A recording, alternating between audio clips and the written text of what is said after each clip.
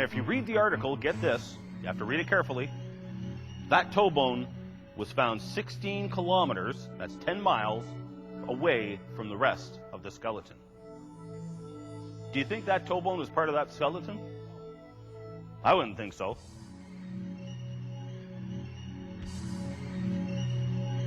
But because of evolutionary assumptions, it's on the same layer, therefore it must be the same time period.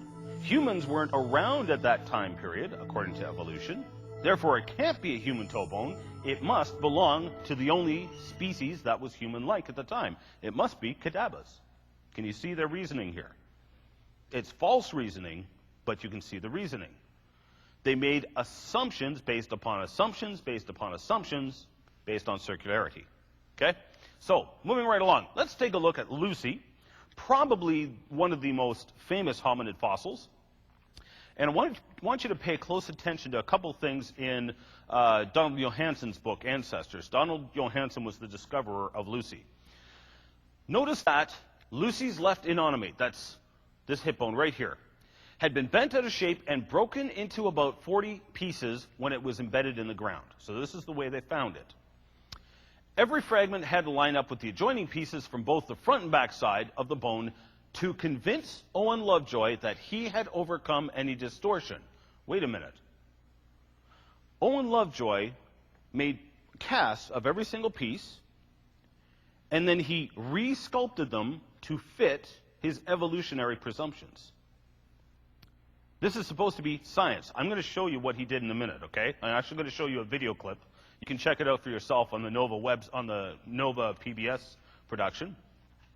But get a load of this. Once Owen had restored the left side of the pelvis, he sculpted a mirror image of the right side in plaster and placed Lucy's sacrum in between to complete his masterpiece. Now, get a load of what they now do with his masterpiece. Okay? This hip bone was broken into about 40 pieces when they found it. Owen glued it back together without distortion. My first question is, how do you know it's without distortion? How do we know he did not distort it with his evolutionary preconceptions? You'll be surprised how he removed the distortion. Nevertheless, get a load of this. Australopithecus afarensis reveal a unique but constant mosaic of features. From the neck up, chimpanzee. From the waist down, human. Well, first of all, from the waist down, there isn't a heck of a lot there to go by. This piece was broken into about 40 pieces. This bone right here was found 2 kilometers from the rest of the skeleton and over 200 feet below it, stratigraphically speaking. I'm going to show you a letter straight from Johansson himself admitting that. But get a load of what they do with this skeleton. When Owen brings a human pelvis, a chimp pelvis, and a cast of Lucy's pelvis into an elementary school classroom, the children have no trouble with deciding which two look alike. Lucy's pelvis has a bowl shape, like a human pelvis, but it is not as deep. And so they're convincing children that evolution is true by their distortions of reality. And I'm sorry, that is precisely what they are. For example, now, after I wrote a brief internet article as part of my newsletter a couple of years ago, got an email from Jim Foley. I had mentioned in passing that the knee joint, the knee bone, had been found 2 kilometers away from the rest of the skeleton. Jim Foley wrote me a very polite letter. He is one of the gentlemen who is one of the editors for the Talk Origins Anti-Creationist Archive. Wrote me a kind letter saying this is false and sent me a link to a Talk Origins article. So I went to the Talk Origins article, and they had the text of this letter. This is a copy of the original letter. And in this text, Donald Johansson, the discoverer of Lucy, wrote, In 1974, Lucy was found in locality AL-288, situated some 2.5 kilometers northeast of the knee joint locality. Wait a minute. I said the knee joint was found 2 kilometers away from the skeleton. They say it's false, and then hand me a letter which tells me that the knee was found 2.5 kilometers from the locality. Confused? I was. Now, watch carefully, though. Stratigraphically, these two discoveries are separated by nearly 70 meters. Let me do the math for you folks who aren't metric. That's over 230 feet. So not only was it found 2.5 kilometers, that's, what would that be, 1.5 miles?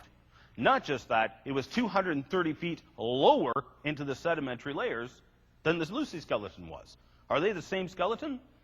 Probably not. But nevertheless, here is a video clip out of the Nova PBS series. You can check this out for yourself. This is from episode 1, In Search of Human Origins, and they actually interview Owen Lovejoy. Now, what they do here, they've got the skeleton, and Owen Lovejoy is called in because there's a problem. The knee joint looks human, the hip joint looks chimpanzee, or the hip bone looks chimpanzee. This is the bone that was broken into 40 different pieces when they found it. Here was the skeleton of a creature that looked like it could walk like us, but with many ape-like features. The ape that stood up, it was a revolutionary idea. Couldn't possibly have walked upright like a human. That's the problem. They needed to walk upright.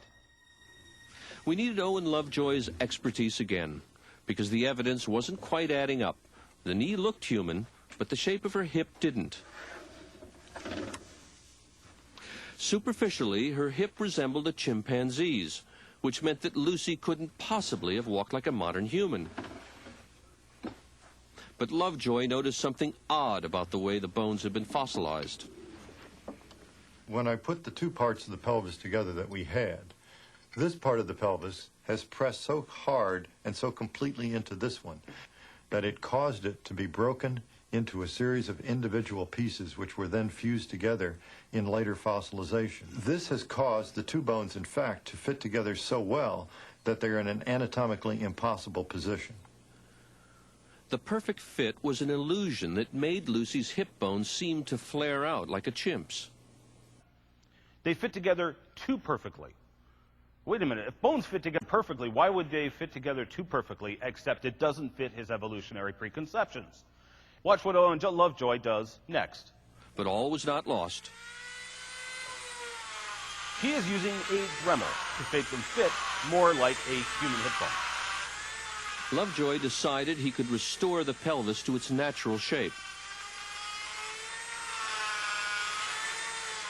He didn't want to tamper with the original, so he made a copy in plaster. He cut the damaged pieces out and put them back together the way they were before Lucy died. It was a tricky job, but after taking the kink out of the pelvis, it all fit together perfectly, like a three-dimensional jigsaw puzzle. And they actually brazenly admit this right on camera. You can watch the video for yourself. There's the reference. And in the end, lo and behold, the hip bone, which was originally broken in 40 pieces, now suddenly looks vaguely human and vaguely chimpanzee. I mean, look at this. There's huge holes left in the hip bone that before was perfect. Too perfect. What's wrong with this picture? They are now running around showing children the evidence for evolution based on this fabrication. I'm sorry, that is precisely what it is. Lucy, by the way, is right now on tour in the United States. First time that's ever happened. Okay, here's Boxgrove Man. This is out of National Geographic magazine, or a National Pornographic magazine, depending on who you ask. Boxgrove Man, I mean, look at that. That looks like a half human, half ape, doesn't it? And you see, this is the way the media works. They hire an artist to make an impressive-looking drawing that will impress upon the minds of people the profound, important evidence for evolution. This is proof. I mean, look at that. That is clearly half ape, half human, isn't it? I mean, look at it. Look at that face. However, Boxgrove Man, unless you read carefully, you won't realize this. Boxgrove Man is actually based solely on 2 teeth and part of a leg bone found in Box Grove, England. But get a load of this, Box Grove man got around. The lower jaw, which was used in this, came from Heidelberg, Germany. The skull came from Bodo, Ethiopia. Are they the same skeleton? Not too likely. But again, because of evolutionary preconceptions, they had to be all from the same skeleton because that's all that was around at the time. You can see where their insanity is coming from, but it is nonsense to say the least. And this is some of the evidence presented for evolution. Anybody hear of Tiktaalik? It's big in the news recently. Okay, it's found in the Canadian High Arctic, Ellesmere Island. It was just published on last year, I think it was. They call it a fishapod. So basically, fish were supposed to have walked up onto land as part of their evolutionary ascent from the oceans to the land, and they became land creatures. And so when they found this skeleton, they got quite excited because this fishapod has big, heavy bones for the fins. Well, this is precisely what they said about the coelacanth and why it was so important, because as I showed you before, it has big, heavy bones in 4 fins. And so they assumed that this would be the ancestor of land animals. It was clearly trying to walk up on land. It had the potential until we find coelacanths still alive today. And we get to carry out good science, and we get to observe their behavior, which could be predicted and repeated. Anybody who wants to go diving can go watch them. So are coelacanths trying to walk onto land today? Nope. They live in deep water, typically 900 feet deep. That's where they like to hang out. Are they trying to walk onto land? No. And furthermore, their spine couldn't handle it anyway. They don't have a spine. They have a notochord. But I still have heard evolutionists say, yes, but when it moves forward, it takes this fin and moves it forward simultaneously with this fin. Just like humans move their left foot forward and their right arm forward at the same time. See, they're trying to walk in their evolutionary ascent. Hogwash. This is good engineering. The reason they do that is because if they just pull this fin forward, it's going to make their body rotate. But if they pull this one forward at the same time, the two counteract each other, they move their fins forward, and they are able to swim efficiently. It's a no-brainer. But again, the evolutionary preconceptions sneak in. Tiktaalik, it's just a fish, for crying out loud. It's the same thing. Yeah, it's a strange fish. Yeah, it's got eyes on top. We've got a bunch of fish with eyes on top. Yeah, so it's got big bony fins. So does the coelacanth. So what? But yet, this has been heralded in the press as proof of evolution. Now, it's a fantastic find. Don't get me wrong. I think it's great that we go out and find these things. But to extrapolate and say this is proof of evolution is a stretch, to say the least. You're welcome to believe it. Just please don't call it science.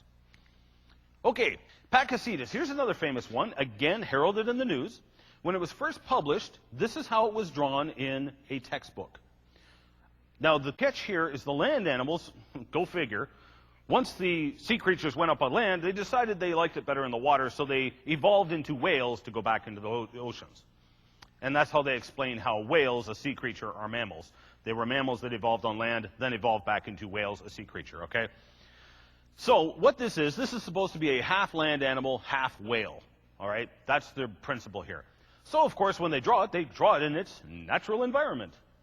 Again, it's propaganda. Nothing more, nothing less.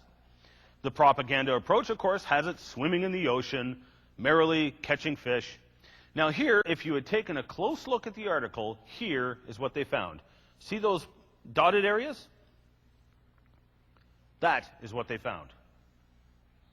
That's all that they found. In other words, no, there's nothing back here, none of the body. They're missing all these white portions of the skull. That's all assumed. All of that was missing. Later on, they found more of the same skeleton. Here it is. Now, suddenly, they're convinced it was a land animal. And the only time it got wet was when it went to get a drink in the river. It didn't live in the water. It was a land animal, very much like a dog. So once again, evolutionary preconceptions sneak in. They assume it must be a whale, a part land animal, because that's where evolution was at the supposed time these fossils were found. But once again, further evidence discredits it.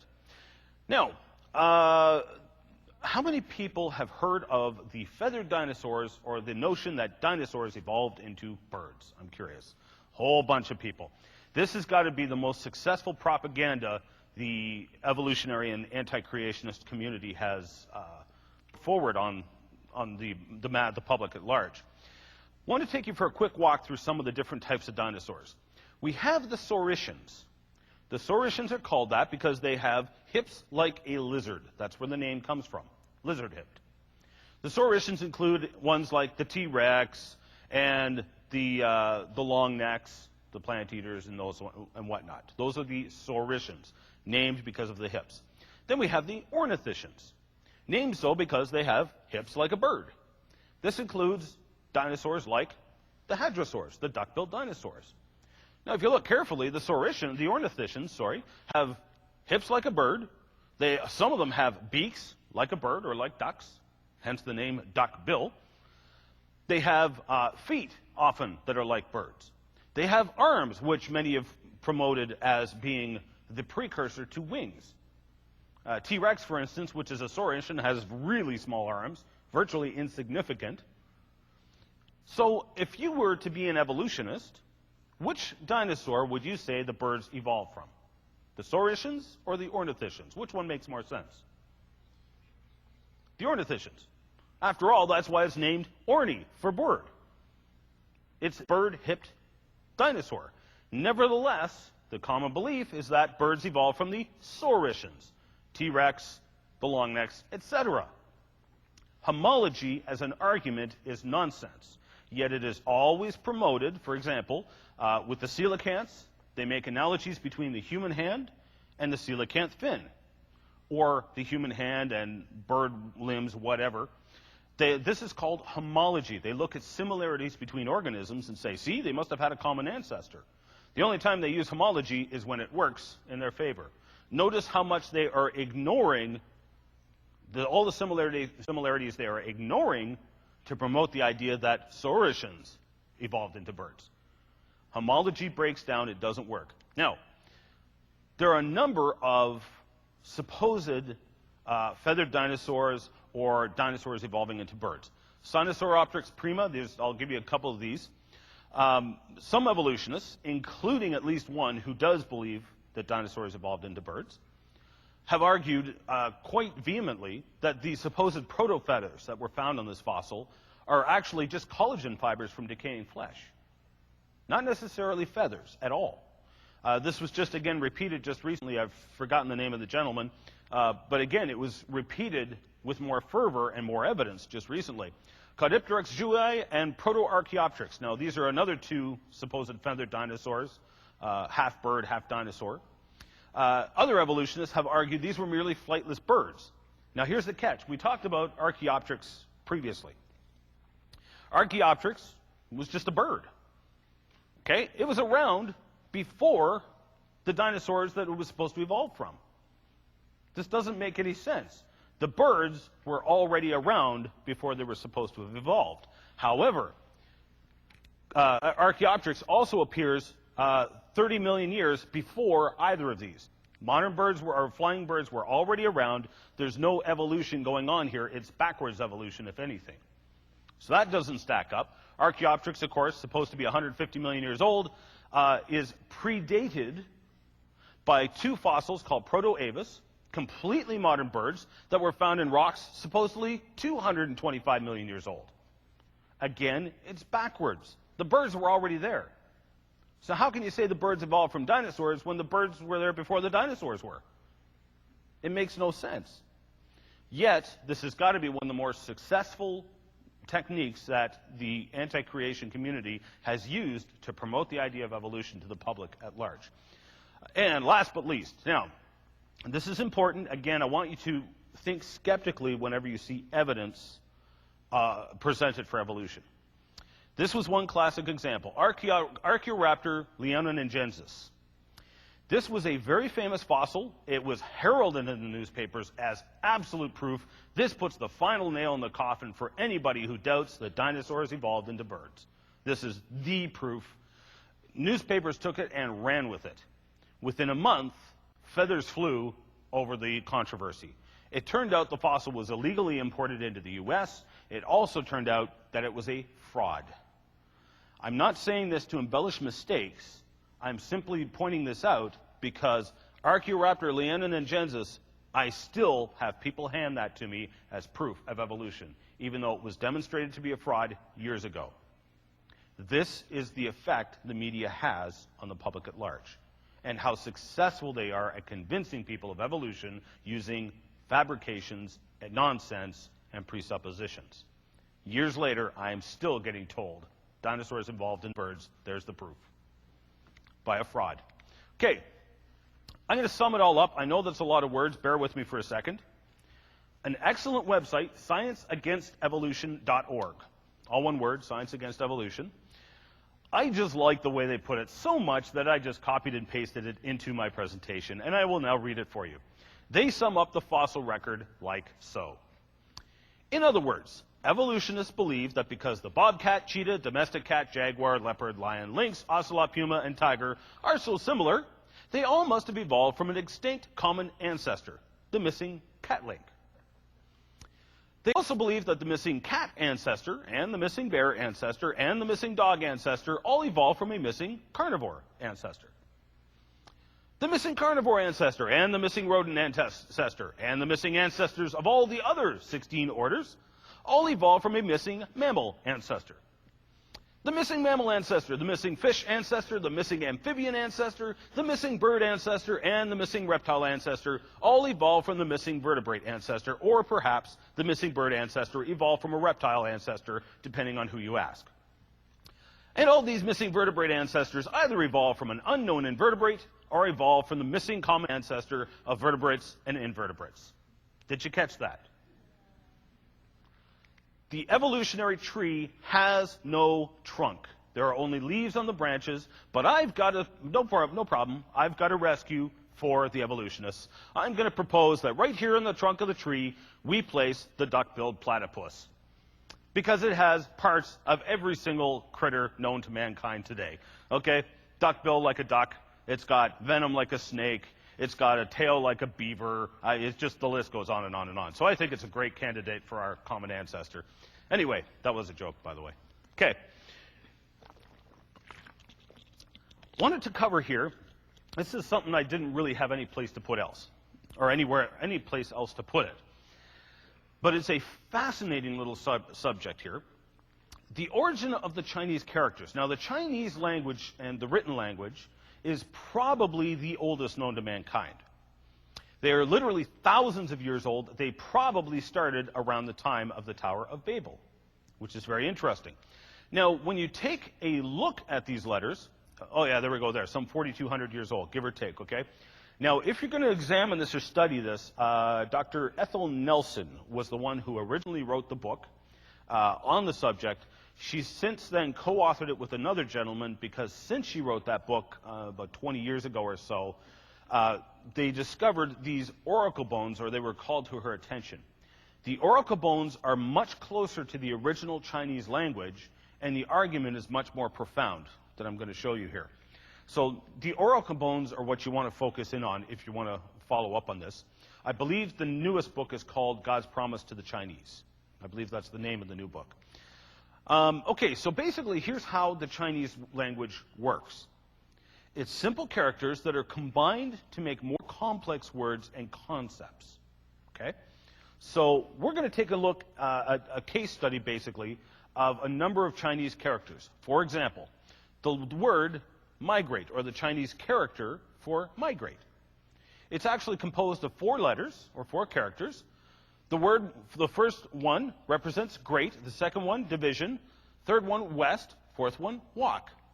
Now, interestingly, if the Great Division at Babylon did take place and they left, they would have walked west from where the Tower of Babel is to where they live now. So the word migrate does have some implications. I mean, why would it include west? Why not just, or for that matter, why not just walk? What's with the Great Division west and walk? It makes sense, however, if you read Genesis, which talks about all the cultures and languages living together, and God divided them by dividing their languages. It does make sense in light of Genesis. Huangdi was the first man. Now, Huangdi makes no sense unless you read Genesis, because Huangdi is made up of two characters, the garden and a noble man.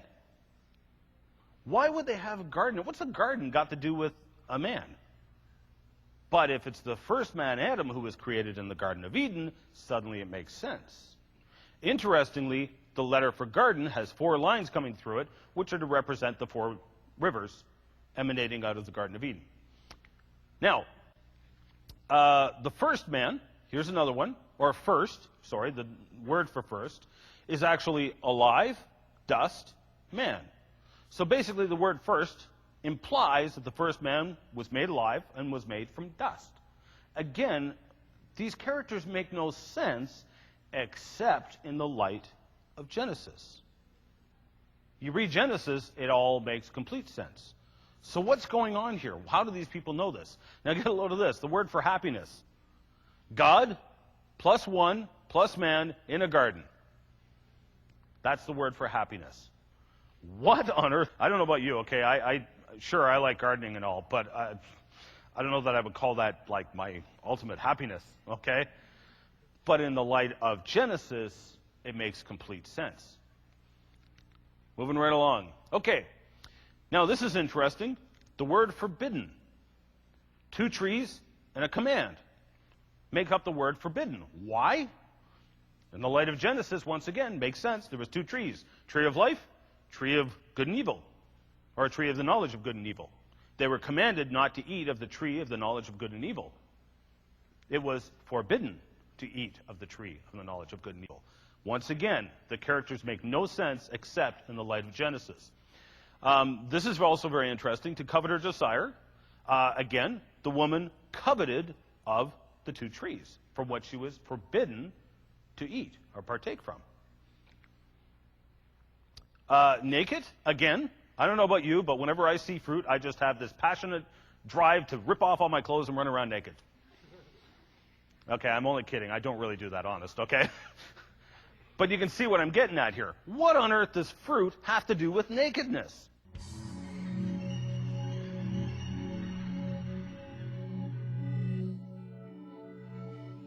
Looks really impressive.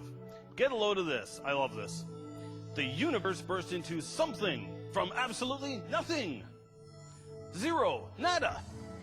And as it got bigger, it became filled with even more stuff that came from absolutely nowhere.